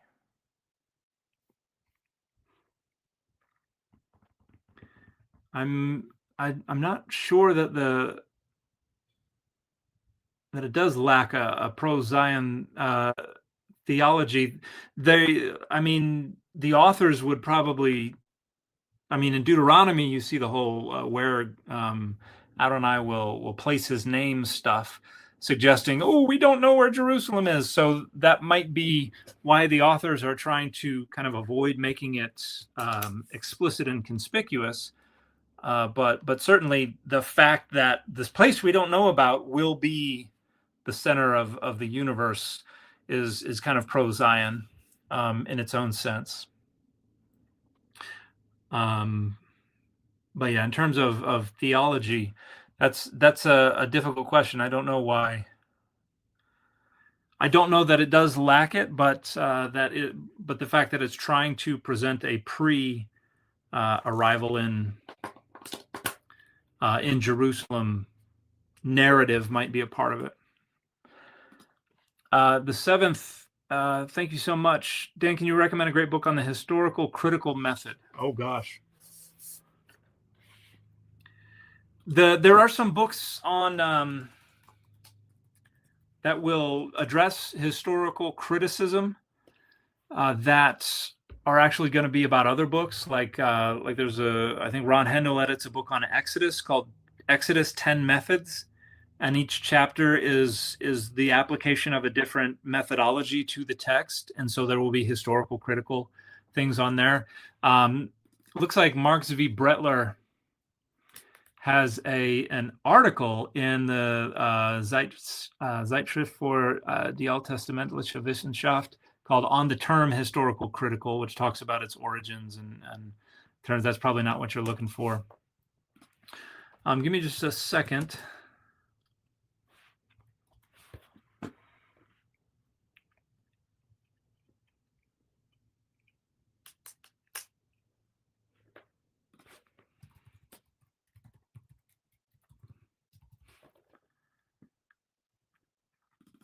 Okay, reading Genesis, 10 methods. Let me see if they have historical criticism as literature, cultural memory, sources and redaction, gender and sexuality, interbiblical interpretation, rabbinic interpretation, interpretation in the early church, translation, modern literature, modern theology. No historical criticism there. I know I had some books from my graduate work that were about different types of biblical criticism. I don't know that I still have the books with me, though. That's the problem.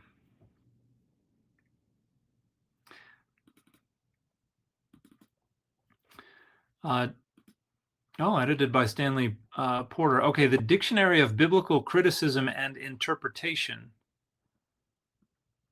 Well, that's a dictionary, but that's going to have something on, that will have stuff on historical criticism.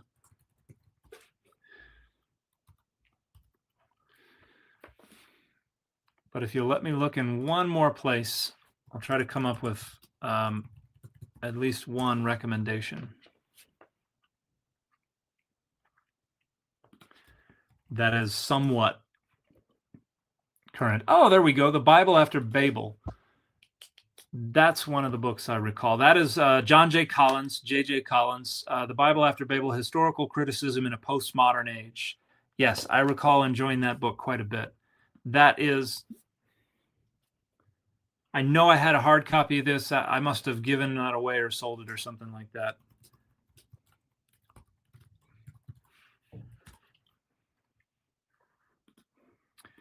All right. Well, I'm going to leave that up so I can, and I do not have a PDF of that, so that is something I'm missing. But yeah, that's the one I would recommend for, at least for biblical criticism. Beeson, thanks so much for the question. Is there archaeological evidence that aligns/contradicts the patriarchal stories of Jacob, Abraham, and Isaac? All of the evidence, or there is no evidence that aligns with those stories. The Jacob cycle is probably the earliest of the three. It was probably the main one. It was probably the one that was taken up within very early Israel. In terms of aligning it with archaeological data, I don't think there's much of anything at all that would help. Danny, thank you so much for another question. By the way, I have severe OCD, and I highly recommend NOCD, both for their literature on OCD and its subtypes and its treatment and for therapy. Well, that's a wonderful recommendation for those who have questions about that NOCD.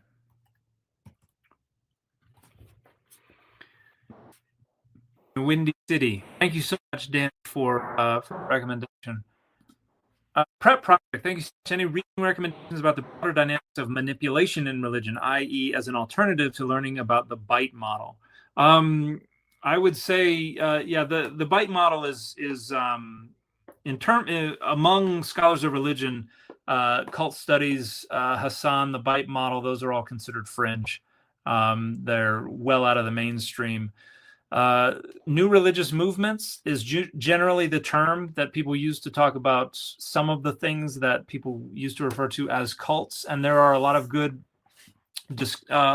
texts on new religious movements that are going to include talks about or discussions of manipulation and things like that. So New Religious Movements in the 21st Century by Lucas. Legal, Political, and Social Challenges in Global Perspective from 2004 is a discussion. Probably the best is going to be Lewis and Tollefson, the Oxford Handbook of New Religious Movements, because that's going to be an edited volume that's going to have a lot of different, discuss a lot of different things: psychology in new religious movements, charisma and authority, disaffiliation in new religious movements. So that's going to probably going to overlap the most. So the Tollefson, this is volume 2, and that is from 2016. So volume 1 is probably going to be within probably 5 years before that. But that's probably going to be your best bet if you're wanting to engage the traditions that are in the crosshairs of the Bite model, but you don't want to engage the Bite model because it's a fringe theory. Danny, thank you so much for another question. Do we know anything about what James and Peter and the apostles taught outside of Paul as a source or the church fathers? Seems suspect. Not really. We can speculate, try to triangulate what James may have had going on, but he was killed very early, and so we don't have any text or anything like that outside of what we have in Peter. And yeah, the traditions about James are, I agree, not incredibly trustworthy in a lot of ways. Nathaniel, thank you so much for the question. Hey, Dan, given your work in the cross between biblical studies and CSR, is there opportunity in your view for other disciplines to inform Bible study? Oh, yeah, absolutely. There are a lot of disciplines that are informing Bible studies. We have, I have a good friend named Isaac Soon who works on disability studies in the Bible. Alexiana Fry works on trauma studies and the Bible. You have folks who work on forced migration or exile and the Bible. There are a lot of other disciplines that are influencing that. CSR is pretty interdisciplinary, so there's a lot of different stuff that goes into it. But I think there are a lot of scholars out there who are trying to branch out and trying to reach out and trying to create more connection with the broader world of scholarship. And so, yeah, but there are a lot of sociologists who engage with biblical scholarship and the study of religion. Y nos vemos mañana. Mañana. ¿A qué hora? 9. Yep. Bueno, gracias.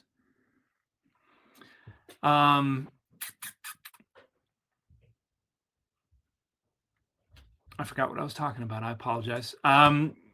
King D. Ho, thank you so much for another question. Any reason to think JC and other apocalyptic preachers were put to death because Rome leaders were at least 1% worried a preacher's pleas to God would be answered? Romans are very superstitious people. I don't think so, because while the everyday Romans could be superstitious people, I think the leaders were a lot more practical and weren't worried about that kind of stuff. So I think that's highly unlikely. Certainly not outside the realm of possibility, but I think highly unlikely. Hilo Guy, thank you so much for the question. Hi, Dan, will you be doing a book tour when the new book comes out? Any chance you're visiting the San Francisco Bay Area? I am. My podcast co-host, Dan Beecher, and I, we are planning to take the Data Over Dogma podcast on the road and collaborate with booksellers to organize live events as well as book signing events.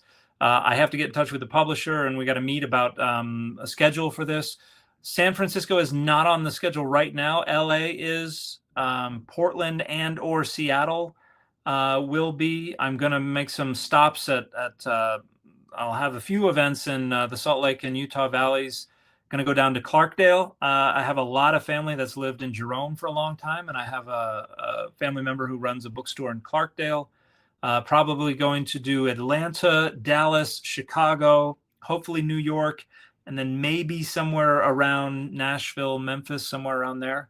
So those are the ones that are on our list for right now. But I would certainly be happy to add more. But I also want to make sure that my wife doesn't smother me with a pillow in my sleep. So I have to be a bit sparing on that kind of thing. So, but I would love to do something in the city. Love San Francisco. Word Radio, thank you so much for the question. You've said you liked the Cathars in previous streams and lamented their demise. Why? because I think they were kind of a neo-proto-Christians, if that makes any sense. I think they were trying to restore something that was a part of early Christianity, not because they had some kind of special access to something that nobody else had, but I think just because they knew there was something there, and there are also issues with the Cathars. It's not that I would have a ton of holy envy for them, but I do think that they were sincere, and I think they were trying to reach for something that had been lost, and I think it's disappointing when that kind of thing gets stamped out, and so yeah. But there is also a lot about the Cathars I don't know, so I am hoping to learn more about them when as soon as everything settles down and I have time to do everything that I want to do, which will be never. Dan Smith, thank you so much for the question. When was the Bible first described as an authority? I think the Ben Sira might have been where the Bible is first discussed as something that people consulted, or not the Bible, but at least Scripture as something that that people consulted and as somewhat of an authority. So I think it's pretty early, and then certainly you have, by the 2nd century CE, you have it being discussed in far more authoritative terms.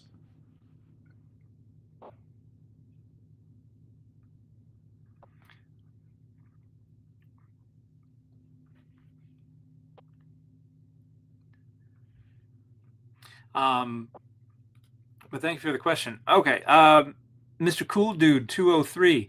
Thank you so much for the question. I apologize for taking 34 minutes to get here. Hi, Dan. Any recommendations of critical work on the history of Catholic theology and how it progressed on issues with Christology, slavery, polygamy, etc.? Those are interesting questions. I think you would have to deal with them independently.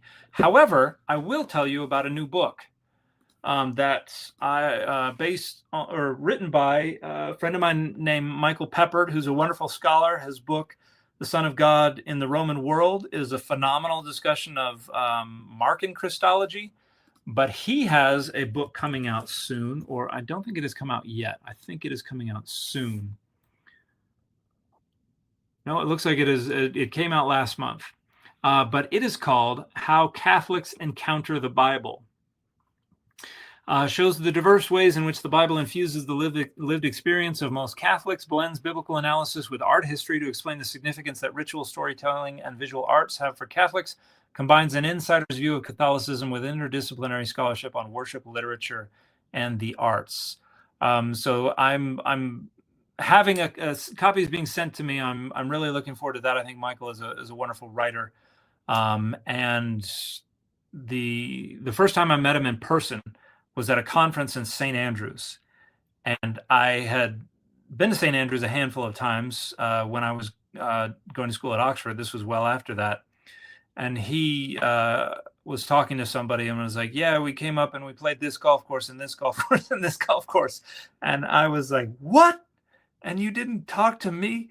I was very jealous or envious anyway that I did not get to play golf on that trip. Yeah, off the top of my head, I think that's going to come the closest to talking about some of those issues. Obviously not all of those issues, but definitely going to talk about Christology and some of those issues. But I don't know if that's the way you're wanting. If you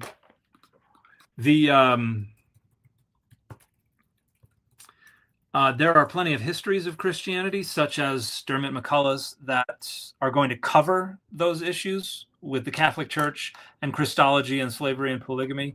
They're not going to be deep dives. Robert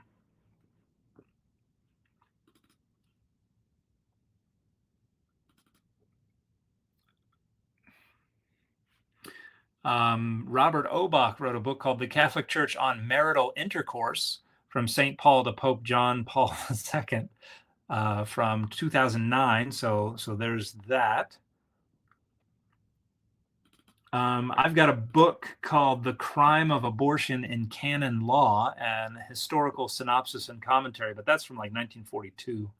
by the Catholic University of America Press. Morgan from 2020, Word and Image in Roman Catholic Devotional Practice. Bergsma and Petra, A Catholic Introduction to the Bible. Yeah, I don't know that I can think of anything that would directly address each of those questions. I apologize if that's not adequate. Word Radio, thank you again. Correction, you've said in previous streams that you liked the Cathars and lamented their demise. Can you give any details why? Hopefully I somewhat am answered that. And I'm trying to remember the specific thing that...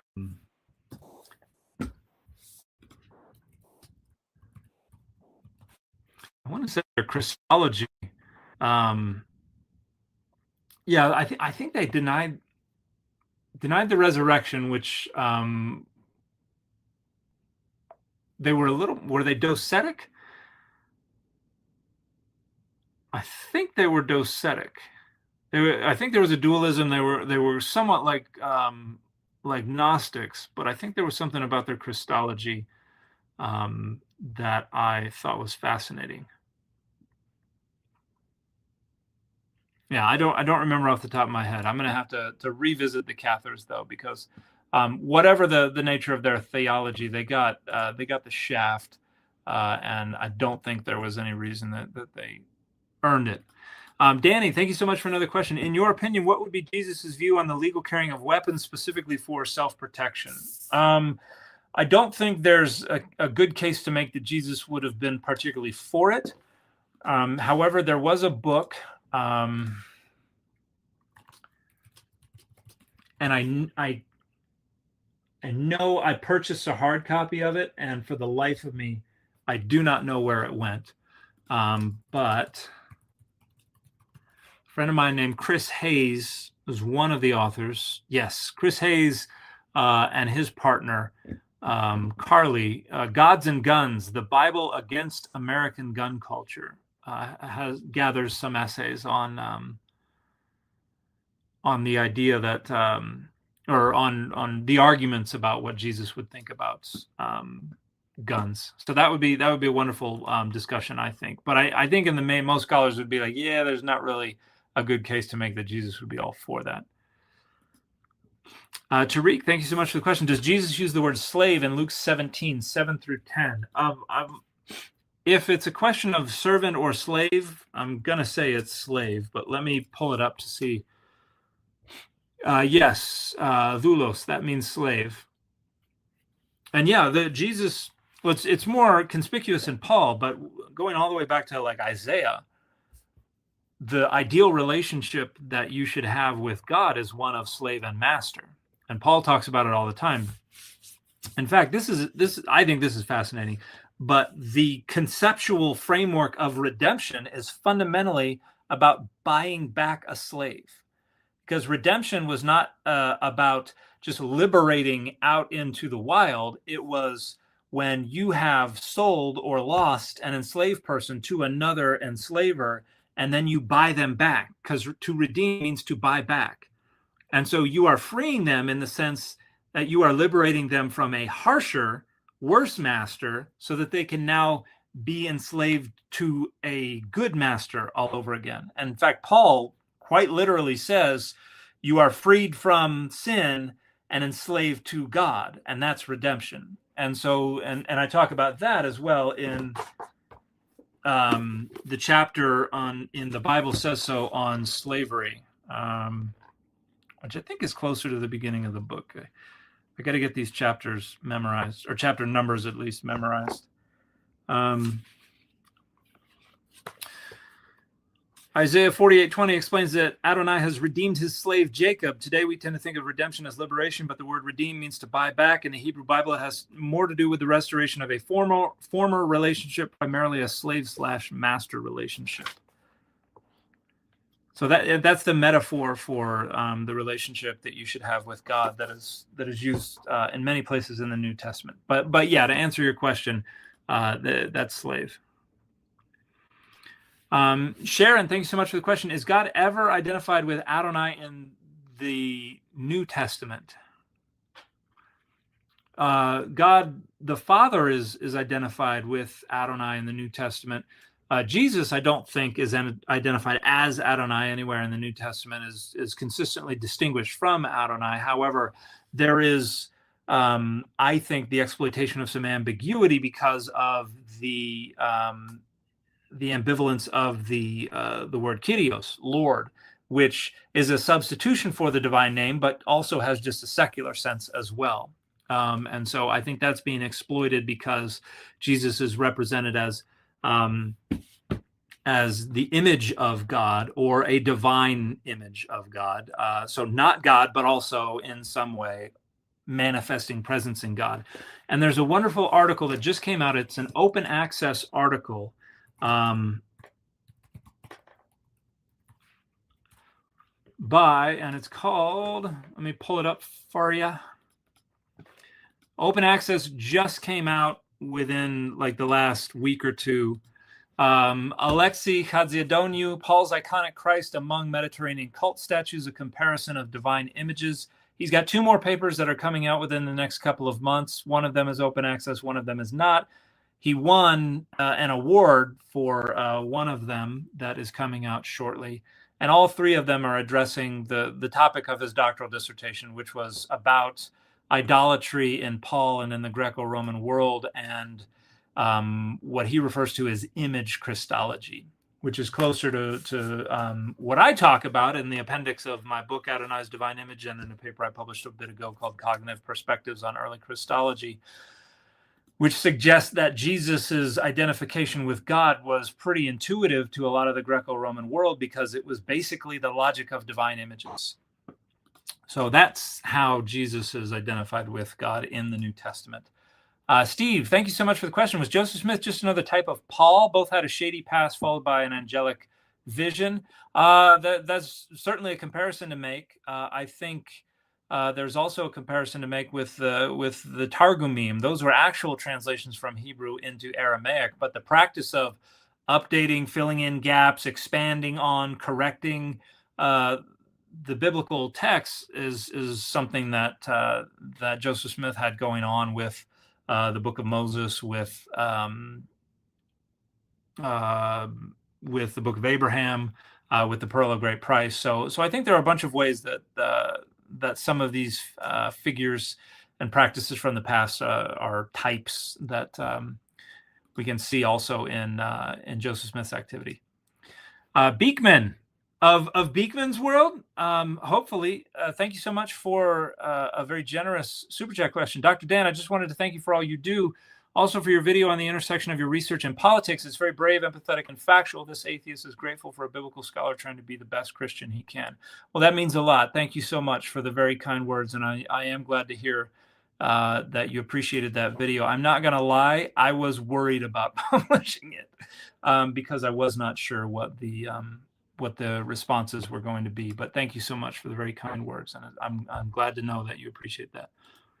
Lauren, thank you so much for the question. Why don't we have any copies of the Masoretic text earlier than the Middle Ages? Was it because of pogroms or other reasons? It's mainly because the Masoretic text is a product of the Masoretes, who were a family of scribes, mainly based around Tiberias in the Galilee, who lived in the Middle Ages. So they're the ones who kind of standardized a vocalization system, standardized the formatting of the text, created the annotation system that they used for the Masora Magna and the Masora Parva.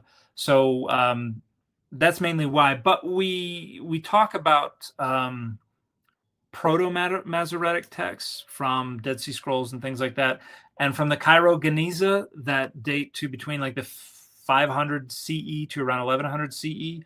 We do have copies of biblical manuscripts. They're a lot more fragmentary. But the one thing that the Masoretes did that nobody else seems to have done was gather them together into individual manuscripts rather than circulate them separately. So I'd have to look into what scholarship is out there related directly to the reasons for the differences in the way the accident of preservation has given us what it has given us. But I think that probably has a lot to do with it. Word Radio, thank you so much for super chat question. All culture experiences apostasy. Some say Corvette sold out with the 72 model, or George Lucas's original vision was lost with Acolyte? Don't get me started on Jeep headlights. Is there a specific turning point where you feel Jesus' original intended message was fully corrupted or lost? Fully corrupted or lost? I don't think so, because I think we can still, to this day, salvage good chunks of it. But the fact that none of it was written down, as far as we know, during his life is probably the main issue, and that all we have are the oral traditions. But I think the Paul opening things up to the Greco-Roman world, I think the apologists, starting in the middle of the 2nd century CE, making the gospel more palatable for the Greco-Roman intelligentsia.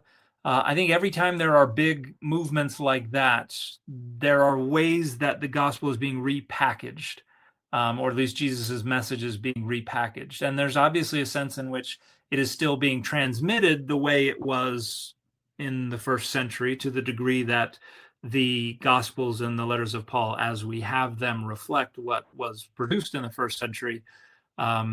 But every time there's a big change like that, another interpretive lens gets added to the pile, which makes it that much harder to sift through and to remove those interpretive lenses to try to drill down to the bedrock of Jesus's message.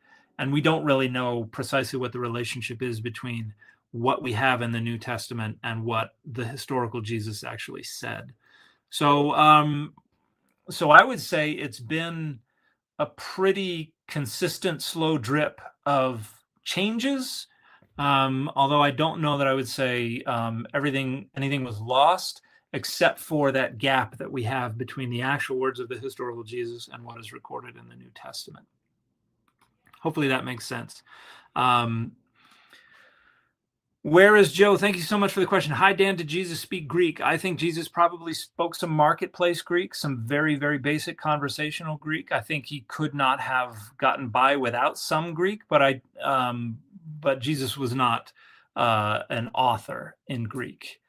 So certainly not capable of a lot of the prose that we find in some of the sermons, particularly in like the Gospel of John and stuff like that. David, thank you so much for the question. Rustlin Apologist is live right now and going to discuss your vid on Wes Huff. Will you call in or react to that? No, I will not. Rustlin already whined about my video on Instagram, and I responded to his whine. So I have said what I have to say to him. And Wes also commented, and I commented back, and so I don't know that Russ has and what Wes said was, I am working with some friends who are specialists in the Dead Sea Scrolls to put together another video where I correct what I got wrong and shared what I should have shared and all that kind of stuff. So I think Wes acknowledges that was an error, and Russ is just not happy about it. Theo, thank you so much for the question. You said biblical redemption is akin to buying back a slave. Do you have thoughts on liberation theology? I think liberation theology is one of the best things to happen to the Bible since the Bible. So I think it is incredibly important, and everybody who cares about the Bible should study it. That said, it is a renegotiation with the text. But as I've said many times, everybody has no choice but to renegotiate the text. And I don't think there's a problem with that theologically. I'm not doing theology on my channel, though. And so what I'm doing is saying I have chosen to take a historical critical approach. And so I'm going to represent that, even if I have an awful lot of appreciation of, concern for, and love of different theological approaches. I'm not here to do theology. So big thumbs up on liberation theology, but I'm not going to do, but it is not historical critical in orientation, but I don't think you can productively do theology without departing from historical criticism. So hopefully that answers your question. All right, last question, and then I've got to go. I'm already late for making dinner. Where's Joe? Thank you so much. When did they stop accepting books for the Bible? I think by by the time you get debates about what's inspired and what's not in the second and third centuries across Judaism and Christianity, the earlier the better. And I think Judaism is cutting things off at like anything written in Greek. I think within Christianity, they're trying to get within a generation of the lives of the apostles, give or take. Unfortunately, some of the texts that they identify, I think, fall outside of that, but because they're so far away, not so far, but because they're far away from that era, they're not aware of the pseudepigrapha that was going on. All right. Thank you so much, everybody. I appreciate your time and your attention, and some wonderful questions. I have a list of things to go over so I can hopefully make some videos and answer some of these questions. And yeah, I wouldn't be able to do what I do for a living right now if it were not for y'all and your support. So thank you so much for everything. I appreciate it. I hope you have people around you who love you. I hope you have a warm, safe place to spend the night and plenty of food on the table. And I've got to go put some food on the table for my wife and my 3 little girls. Thank you so much, everybody. I hope you have a wonderful morning, afternoon, or evening, wherever you happen to find yourself. And I will talk to y'all later. Bye, everybody.